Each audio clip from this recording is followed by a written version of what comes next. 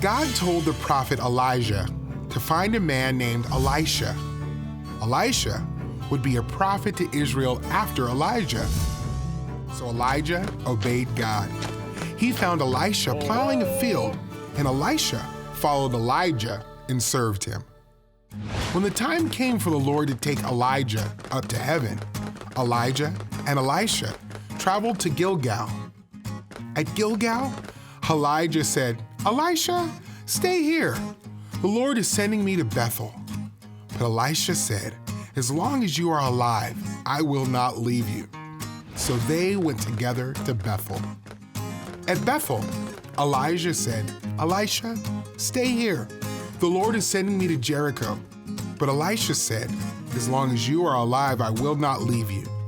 So they went together to Jericho. At Jericho, Elijah said, "Elisha, stay here. The Lord is sending me to the Jordan River." But Elisha said, "As long as you are alive, I will not leave you." So they went together to the Jordan River. A crowd of prophets watched Elijah and Elisha as they stood by the river. Elijah rolled up his cloak and hit the water with it. The river parted and they crossed to the other side. Elijah asked, "Is there anything I can do for you before I go?" Elisha said, "I want a double portion of the Spirit that you have." Elijah said, "If you see me go, you will have it."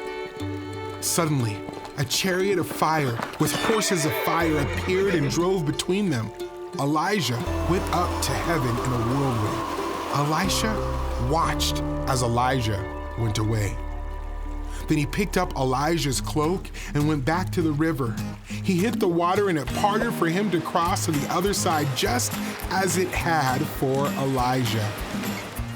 The crowd of prophets was there watching, and they saw that the spirit that was with Elijah was now with Elisha. The prophets searched for Elijah, but they could not find him, since God had taken him up to heaven.